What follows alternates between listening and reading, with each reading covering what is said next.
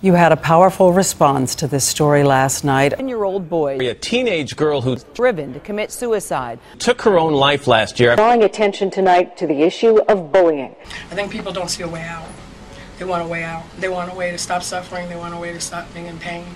And they can't see a way out. The one thing we all had in common was that we were silent. The reason I chose to do this documentary was because at the age of 15 myself, I attempted suicide. Obviously you can tell I'm a bigger person. So I dealt with that. I dealt with my self-confidence issues, being teased or bullied by it. I had a lot of people around me or friends or family who were lighter skinned or who were mixed, and it was always hinted that they were prettier. And so in my mind, like I was just told, I thought there was something wrong with me. And so I decided to try to take my life by cutting myself. I got the razor all the way up to here. And I was just like this. I was just like this. Like my knuckle is like right on here. And I was finna take my first cut. And I heard a voice say, "Don't do it. Don't do it. You got too much to live for. You got too much going on. Too much is gonna happen for you. Don't do it." And so at that moment, that was when I knew, that was my personal story. I knew God was real. After going through something so personal like that, I couldn't tell anybody. So I kept the secret for 5 years. And during those 5 years, I heard a lot of things. Mainly a lot of stuff sounded like this. My feelings were that it only happened to weak-minded people and white people. True story. I thought black people were too strong to ever do something stupid like killing themselves. Sophomore year, I went to the GSU Counseling Center, the Testing and Counseling Center for help, and they helped me get better. I knew I wasn't the only one that went through that. And I could never understand why in the black community, especially in the black community, why when it came to suicide, nobody really talked about it, one they accepted. Or it's like they shuddered when they heard the word suicide. So I knew that I had to find somebody, or I had to find sources that identify with me or who knew what I was going through. The first time I ever heard about suicide was from a family friend, actually. So a friend of my parents, their son had committed suicide laying on the train tracks. And it was something that was kind of shoo-shooed, hush-hushed. We didn't talk about, and I didn't totally understand. I didn't get it, but I knew the parents were really upset.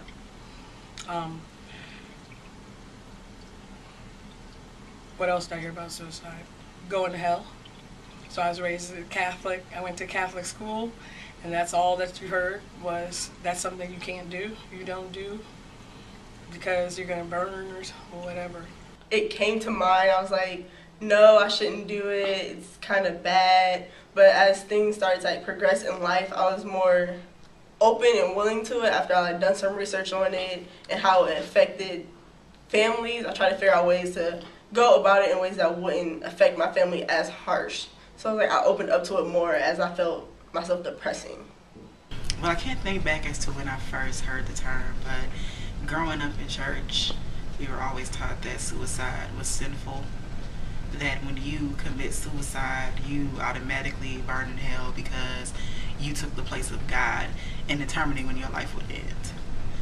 But my opinion of suicide, I don't see it as a sinful thing.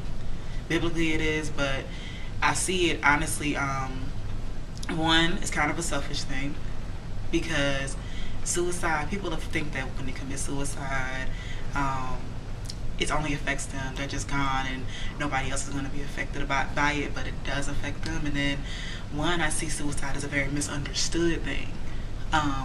People don't understand, they can't really give their opinion or say what suicide means to them until they've not experienced it, but had their bout with it or thought of it as a resolution to whatever problem they were dealing with. Personally, because I was suicidal for like a year and a half. At first it was just like my grandmother died, I was sad, and then my boyfriend got shot, I got sadder, and then my mom lost her job when we moved. It was like, as it piled up, it was just, got to a point where it was like I couldn't handle it, and then other things was going on in my life that didn't have nothing to do with my family. It was just, at first I had a little diary and I wrote it in there, and my brother found it, he gave it to my father, And he was like, next time you're feeling this way, I'll help you with it. And I was like, it made me feel like if you're okay with helping me commit suicide, then why not? So it kind of like furthered my depression in a way. So it was like, I'm not really a big pill person, so it was like, let me drink some cough syrup, or let me overdose on something else that I don't have to necessarily swallow as a whole pill. So it's just like, as things progressed farther, it was more of a depression for myself and a way to get out of it. And then after not being successful, I kind of looked for a different way to go, which brought me like closer to my school and education, and basically just brought me closer to myself and what's important to me. It also didn't help that I never had friends that committed suicide, but I had friends who were self-haters. So it didn't help being around them and them putting that spirit of self-hate within me as well, because there is, you do exchange spirits when you're associated with somebody. And it didn't help that I was already grappling with these demons and being around others who had those same demons. There was no way that we could all help each other when we're still dealing with that ourselves and don't have the resolution to it. I had a colleague who actually had a cousin that killed himself, and that affected him. He was angry at the person, but he was also sad because it's like, you know, I lost my cousin at the same time. What was he thinking? He has children. There were so many people that would have helped him for whatever reason. So suicide has affected me in many different ways, but I think it affects me more as a person that has tried to commit it. Mm-hmm. One thing that has always been my downfall, I don't like being vulnerable in front of people, because I feel like when you're vulnerable, people can take advantage, and that has happened to me. And then, honestly, what helped me, I guess, be able to grapple with some of the issues in my life was confiding in my mother. Mm-hmm. Oh God, I'm about to cry. Oh, don't cry. It's okay. Oh, take a minute. So I think that's why a lot of times people don't go to other people and talk to them about it, because they've been hurt in doing that in the past.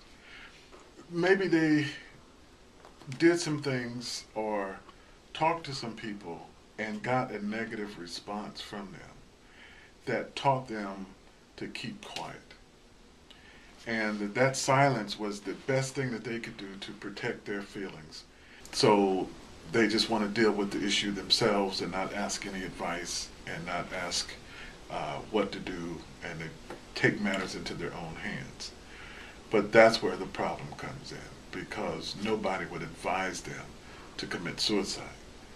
But people don't listen enough to understand where people are and to know that they may be in that space where they need some support and help to prevent them from making some decisions that they would regret or that their family would regret for the rest of their lives. Also, what's interesting was the online feedback I got from people, like especially these two extraordinary women, Liz S.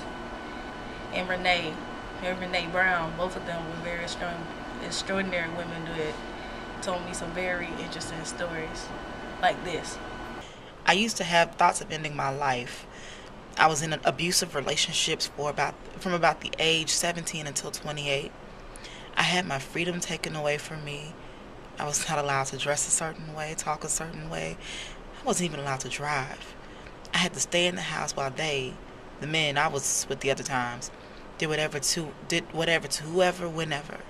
I was jumped on in front of my kids, belittled, spit on, head-butted, forced to have sex. My self-esteem was on the bottom of my shoe. Well, one day I had enough. I said to myself, if he didn't kill me, I would do it myself. This guy came home from doing whatever, dragged me down the hallway, and just did whatever he felt he wanted to do.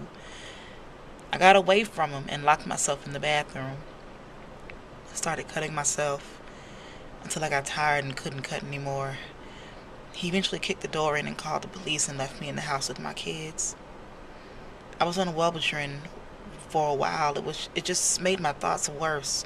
So a lot of visits to a psychiatrist, and 5 years later, I have 7 kids.